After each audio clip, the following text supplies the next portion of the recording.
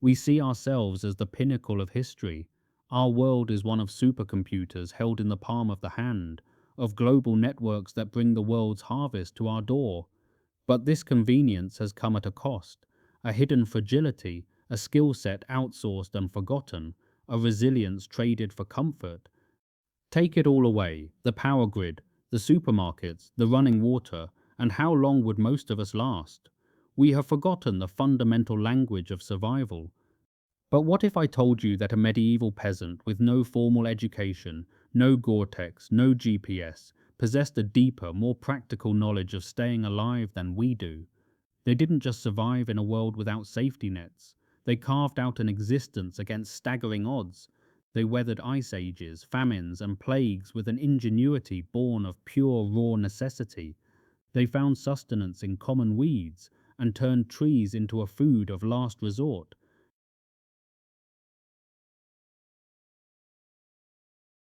The bread of last resort. For us, famine is an abstract headline. For the medieval peasant, it was a recurring nightmare. The Great Famine of 1315-1317 saw such catastrophic crop failure that society itself began to fray. When the grain was gone and the livestock slaughtered, what was left? The answer was the forest itself. They knew a desperate, ingenious secret. You could eat trees. This wasn't a matter of chewing on bark like a starving animal. It was a methodical process of creating bark bread. It sounds like something from a fairy tale, but it was a very real survival food that saved countless families, particularly in the harsh climates of Scandinavia. The knowledge was incredibly specific. They knew that the inner bark, the soft layer called the phloem, of trees like pine and birch was edible. In the spring, this layer is surprisingly rich in carbohydrates, providing over 1,000 calories per kilogram. The process was laborious. Peasants would carefully strip the outer bark to access this thin layer. The phloem was then harvested, dried, often roasted, and then pounded into a fine powder. This bark flour, known as petulipe in Finland, would be mixed with whatever little grain flour they had left, extending their dwindling supply. By all accounts, the resulting bread was heavy, dark, and bitter. But it was food. It provided the calories needed to survive one more day, one more week. In 1742, during another famine, emergency bread samples, including bark bread, were sent from Norway to Copenhagen for analysis. It was a recognized, if grim, part of their survival toolkit. To look at a forest and see not just lumber, but a hidden larder of 1,000 calories per tree. We see wood. They saw survival. Who's actually educated? Water without infrastructure. We obtain clean water through an act of unconscious faith in a vast invisible infrastructure. The medieval peasant lived in a world where a single sip from the wrong source could mean a slow death from dysentery or cholera. Their survival depended on a practical mastery of water purification. First came collection. They were masters of rainwater harvesting. Their thatched roofs acted as excellent filters for larger debris, and they used hollowed out logs or simple gutters to channel the runoff into barrels or jugs. This water was prized. When they had to use riskier sources, they layered their methods. The first step was always mechanical filtration, pouring water through tightly woven linen to remove sediment. Some monasteries, as centers of knowledge, developed early filtration systems where water passed through layers of sand, gravel, and charcoal, a method we wouldn't invent again until centuries later. But the ultimate and most reliable method for the common person was boiling. Metal pots were expensive, so how do you boil water in a wooden trough or a leather bag? You bring the fire to the water. They perfected the technique of hot stone boiling. Stones were heated in a blazing fire until glowing, then lifted with green wood tongs and dropped into the water. The immense heat brought several liters to a rolling boil in just minutes, killing the harmful microorganisms within. This was a technology of physics and patience, a forgotten art that guaranteed the most essential element of life. And they didn't just purify water, they knew how to find it. A shepherd crossing unfamiliar terrain could read the landscape like a map, follow animal trails at dawn, they lead to water, Watch for thicker, greener vegetation in dry areas. Observe where birds fly at dusk. Dig at the base of cliffs where rock meets earth. These weren't folk tales, they were field tested techniques passed down through generations. No GPS, no ground penetrating radar, just observation and pattern recognition. We need apps to find the nearest Starbucks. They could find hidden springs in a drought. Hot stones, sand, time, zero infrastructure needed. Works in the year 800, works today, will work in 2800. That's what real knowledge looks like. The underground fortress. Our food preservation is a marvel of electricity. We rely on refrigerators and freezers. The medieval peasant lived in a constant state of power outage. Preservation was a fundamental rhythm of life, a way to ensure the abundance of autumn lasted through the brutal scarcity of winter. Their primary refrigerator was the earth itself. In northern Europe, nearly 40% of peasant homes were built partially underground. This wasn't primitive. Nearly every household had a root cellar, a carefully constructed underground chamber. Here they stored root vegetables like turnips and carrots for months, often 6 to 8 months without spoilage. Cabbages were hung from rafters, and apples were individually wrapped and carefully spaced on shelves. They were practicing food science without the vocabulary. The construction was deliberate. Doors were positioned away from prevailing winds to minimize drafts. Some cellars had ventilation tunnels dug horizontally to allow cool air circulation without opening the main entrance. The floor was often left as bare earth. The moisture from the soil created the perfect humidity to keep vegetables from drying out. For meats and fish, they relied on the ancient triad of salting, smoking, and drying. Salt drew out moisture, creating an environment where bacteria couldn't thrive. Smoking did the same, but also coated the meat with antimicrobial compounds. But the genius went beyond storage. They combined preservation methods in ways we've forgotten. Meat wasn't just salted, it was cured with wood ash, creating an alkaline environment that bacteria couldn't survive. The same ash from their cooking fires became a preservative. Then came lactofermentation, using the same bacteria that makes yogurt to acidify vegetables, preventing spoilage for months. Sauerkraut, pickles, fermented beans, these weren't just food, they were medicine, rich in vitamins that prevented scurvy through winter. One vegetable, three preservation methods, zero waste. We call it artisanal. They called it survival. A single slaughtered pig in the autumn was a cascade of preservation. The meat was salted, the fat rendered for cooking and candles, the intestines used for sausages, and the blood for pudding. Nothing was wasted. This principle, total resource utilization, was the core of their survival philosophy. Your refrigerator dies in 24 hours without power. Their root cellars worked for generations. They built systems that outlasted empires, while we build appliances that break after a decade. Taming the ember. For us, fire is instant. A click, a turn, a strike. We command it with such ease we've forgotten its true nature. In the medieval world of damp and dark, fire was not a convenience. It was the fragile, flickering barrier between life and death. The problem wasn't just starting a fire, but starting one in any condition. The peasant had flint and steel. From the Iron Age onward, this was the most common method of creating a spark. But a spark is not a flame. The true genius lay in what came next. They were masters of tinder. They knew that dried moss, certain fungi like the amadou or tinder fungus, and shredded birch bark were excellent. They created charcloth by taking a piece of linen, setting it alight, and smothering it before it turned to ash. This blackened fabric could catch a spark with incredible efficiency, success rates of 90% or better in experienced hands. They were also masters of fatwood, the resin-impregnated heartwood of pine trees. They knew how to find a dead pine stump, split it open and find the amber-colored turpentine-scented wood inside. Shaved into a fine fluffy nest, it could be lit even when wet. But perhaps their most ingenious skill was not in making fire, but in moving it. Starting a fire from scratch in pouring rain was incredibly difficult, so they often didn't. Shepherds and travelers would take a smouldering ember from their hearth. place it in a bed of slow-burning fungus, and encase it in a container with a restricted oxygen supply. The ember wouldn't flame but smolder for up to 48 hours. At their destination, they could open the container, add the ember to fresh tinder, and blow it back to life.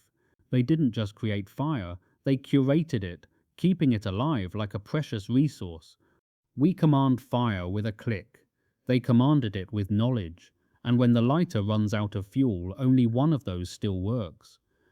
The hidden harvest.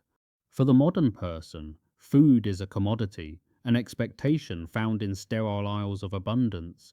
For a medieval peasant, this was an unimaginable fantasy. Their supermarket was the forest and the field. Their existence depended on an encyclopedic knowledge of the natural world, a library of information carried not in books but in their minds. The problem was constant and brutally simple. Starvation was never more than a failed harvest away. A wet summer, a late frost disaster was always lurking. There was no government relief, only what you could find, and what they found we now call weeds. Herein lies a genius born of pure necessity, the ability to see calories and nutrients where we see only pests. Studies of medieval foraging knowledge reveal they could identify over 200 edible wild plants. Compare that to the average modern adult, who knows perhaps a dozen. We've lost 90% of the plant diversity that once sustained our ancestors. A field of dandelions, a nuisance to us, was a lifeline. They knew the young leaves were a nutritious green, packed with vitamins. They knew to harvest the roots, which could be roasted into a coffee-like drink or boiled for sustenance. This wasn't just about a few emergency plants. It was a deep, complex system of foraging. They understood the seasons intimately. Spring offered tender nettles, which once boiled provided a food rich in iron and vitamins A and C. Autumn was the time for acorns. To us, an acorn is something a squirrel buries. To them, it was a source of vital fat and carbohydrates, but they also knew it was toxic if eaten raw. They perfected the art of leaching, a patient multi-day process of soaking the ground acorns in water to remove the bitter, sickening tannins. This wasn't trivia. This was the razor-thin line between a full belly and a slow death. Take fat hen, for example, what we call pigweed, and rip out of our gardens. Medieval peasants knew this invasive weed was packed with more iron than spinach, more protein than many cultivated greens. Its seeds, tiny and grain-like, could be ground into flour, or cow parsley, that white-flowered weed along every roadside, every part edible, tasting faintly of anise, found in archaeological sites from Viking settlements to medieval abbeys. Nettles, once boiled, weren't just edible, they were medicinal, treating everything from joint pain to anemia. We spray herbicide on what they considered valuable crops. We've literally weaponized our ignorance. They knew which mushrooms would kill and which would fill. They understood that the hedgerows dividing fields were deliberately maintained wild pantries, a place for herbs and other resources. This was a curated system of supplemental food, a profound understanding of the natural world that we have almost entirely erased. They saw a field of weeds and found 200 sources of nutrition. We see the same field and starve, 3 generations to forget what kept humanity alive for thousands of years. 2. Rope memory, cordage from everything. Medieval peasants could walk into any field and walk out with 50 feet of rope. No tools, no preparation, just knowledge we've completely lost. This wasn't casual crafting. Medieval life depended on rope for everything, securing livestock, bundling harvests, constructing shelters, even emergency medical procedures. When store-bought cordage didn't exist, medieval people became masters at creating strong, flexible rope from whatever plants surrounded them. The process began with plant selection that required deep botanical knowledge. Nettle stems, yes, the stinging kind, made rope stronger than modern hemp when harvested at exactly the right time.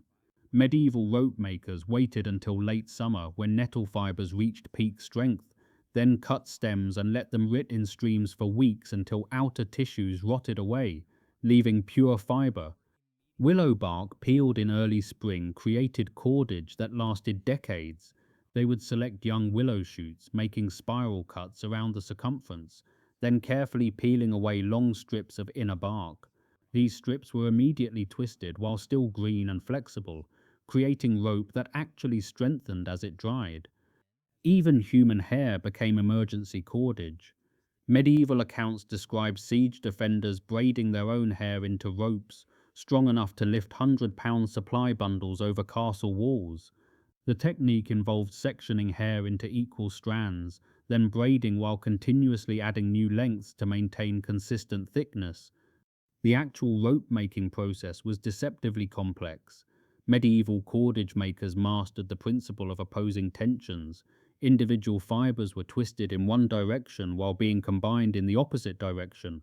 They would roll plant fibers on their thighs, always spinning the same direction to align the fiber structure.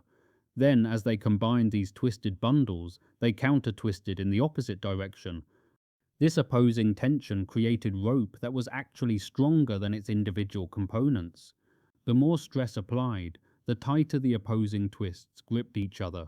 Medieval rope makers could judge fiber quality by feel, knowing exactly how much twist each material required for maximum strength. Different plants required different techniques. Flax needed careful separation of individual fibers before twisting. Basswood bark was stripped in long sheets, then split into narrow ribbons. Wild hemp required crushing and combing to separate useful fibers from woody stems. One medieval account describes a siege where defenders made emergency rope from their own clothing fibers and hair, creating cordage strong enough to haul up supplies and lower messengers from towers. But making rope in daylight was one thing. Medieval people also mastered something modern night vision goggles try to replicate. 3. Wilderness food precumbent. Beyond hunting, medieval people could feed entire families from forests and streams that modern survivalists would walk through hungry. No supermarkets, no supply drops, just understanding nature like it was their personal pantry. This wasn't lucky foraging. Medieval communities depended on consistent wild food sources, especially during failed harvest years when cultivated crops disappeared. They developed systematic methods for finding, catching, and preparing wild foods that guaranteed nutrition even when farming failed completely. Fishing techniques used ingenious traps and tools made entirely from natural materials. Medieval fishermen crafted hooks from animal bones, thorns, and even carved wood pieces that could catch fish as effectively as modern metal hooks.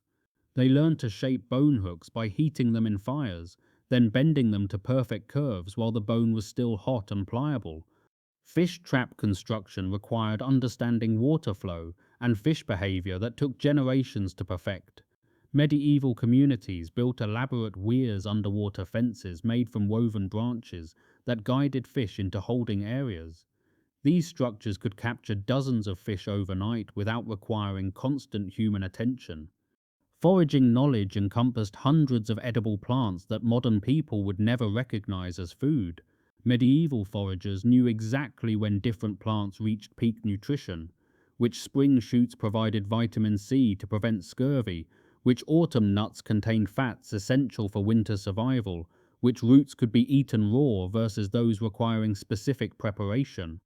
Plant preparation techniques transformed inedible materials into nutritious food. Medieval foragers learned to leach toxic compounds from acorns by repeatedly soaking and rinsing the ground nuts until bitter tannins disappeared. They discovered that certain poisonous plants became safe after specific cooking processes that neutralized harmful compounds. Food preservation in the wilderness used techniques that didn't require salt or special equipment. Medieval people learned to create jerky using only wind and sun, positioning meat strips to maximize airflow while protecting from insects.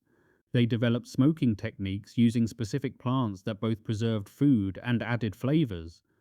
Emergency food identification could mean the difference between life and death during famines. Medieval survivors knew which tree inner barks were edible, which insects provided protein, and which seemingly dead plants still contained nutritious roots underground. This knowledge was passed down through detailed oral traditions that preserved life-saving information across generations. The most skilled medieval foragers could sustain themselves indefinitely in wilderness that would challenge modern survival experts with all their equipment and training. But finding food was only half the survival challenge. Medieval people also mastered creating all the tools they needed from whatever materials nature provided. 4. Tool making. Creating equipment from nature. Medieval people could walk into any forest and emerge with a complete workshop, no hardware stores, no manufactured tools, just understanding materials and techniques that turned rocks and sticks into sophisticated equipment. This wasn't primitive tool making. Medieval craftsmen created implements that were often superior to early manufactured alternatives. Their tools were perfectly adapted to specific tasks, made from materials that were readily available and designed to last for generations of use. Knife creation began with finding suitable stone or salvaging metal from any available source. Medieval toolmakers could identify flint, obsidian, and other knattable stones that held sharp edges. They developed techniques for shaping stone through controlled fracturing, creating blades sharper than modern surgical steel. The knapping process required understanding stone structure that took years to master. Medieval craftsmen would examine stone grain patterns, looking for natural fracture lines that could be exploited. They learned to strike stones at precise angles, using specific techniques that controlled how pieces broke away, gradually shaping functional cutting edges. Handle attachment used ingenious binding methods that created tools stronger than many modern alternatives. Medieval toolmakers would split wooden handles, insert stone or bone blades, then bind everything together using sinew, plant fibers, or specially prepared animal hide that contracted as it dried, creating incredibly tight joints. Bone tool creation transformed animal remains into specialized implements. Medieval craftsmen could turn any large bone into needles, awls, hooks, or cutting tools. They learned which bones from different animals provided the best material for specific applications. Bird bones for hollow needles, deer antler for strong handles, fish bones for delicate work. Container making used bark, clay, and woven materials to create vessels for carrying water, storing food, and cooking. Medieval craftsmen could harvest birch bark in single sheets large enough to create waterproof containers. They developed folding techniques that required no adhesives, but created leak-proof vessels. Clay vessel creation involved finding suitable clay deposits, understanding firing techniques, and creating pottery without modern kilns. Medieval potters could identify clay by texture and color, knowing which deposits would fire properly and which contained impurities that would cause cracking. The most sophisticated medieval toolmakers could create complete households of equipment using nothing but natural materials and knowledge passed down through generations. Their workshops were forests, quarries, and riverbanks. Everywhere they looked, they saw tools waiting to be made. But having tools was meaningless without understanding how to stay warm and dry in harsh conditions that could kill unprepared people within hours. The survival mindset. Our world suffers from an excess of specialization. We have a tool for every task, and we're helpless without the exact right one. The medieval peasant embraced the opposite, radical multi-purposefulness. Often they had one primary tool. From that single piece of iron, they had to forge their existence. The perfect embodiment of this was the billhook. This simple tool, a curved blade on a short handle, is almost forgotten, but it was the medieval peasant's equivalent of a Swiss army knife. Its primary use was agricultural for hedging, clearing brush, and harvesting. The inner curve could cut vines, while the thick spine could split firewood, but its utility went far beyond the field. It was an essential construction tool used to shape timbers for their homes, and in a pinch it was a formidable weapon. But the tool itself wasn't the point, it was the mindset. One blade, 20 uses. They looked at everything around them, not for what it was labeled, but for what it could become. A stone wasn't just a stone, it was a hammer, an anvil, a boiling vessel, a weight, a weapon. A length of rope wasn't just for tying, it was a measuring tool, a snare, a tourniquet, a belt. We have 50 specialized tools and can't survive 3 days. They had one blade and built civilizations. The difference isn't the tool, it's how you see the world. We look back at this time and see a dark age, a time of hardship. We feel a sense of superiority, secure in our technological cocoon. But after exploring these secrets, perhaps it's time to ask, who is really more prepared? They didn't rely on fragile supply chains or digital information. They read the wind and the soil. Their knowledge wasn't stored on a distant server. It was carried in their hands and in their minds. If our systems were to falter, how many of us would know how to find clean water, or turn a tree into bread, or preserve food for 8 months? A 12-year-old medieval child knew which 200 plants were edible, could purify water with hot stones, and understood how to store food through winter without electricity. The illiterate peasant possessed a resilience we have traded for comfort. Their world may have been harder, but in many ways they were stronger. They held the keys to a kingdom of knowledge we have all but forgotten. Here's my challenge to you. Pick one of these skills you want to master: bark bread, hot stone water purification, plant identification. Comment below which one and why. The top comment gets a full detailed tutorial next week. And subscribe now, because in the next video, I'm revealing the one medieval survival technique that makes modern prepper gear look obsolete. You won't believe what it is, but it could save your life. What we've lost is not just a set of skills, it's a way of seeing the world. And perhaps it's time we started trying to see it that way again.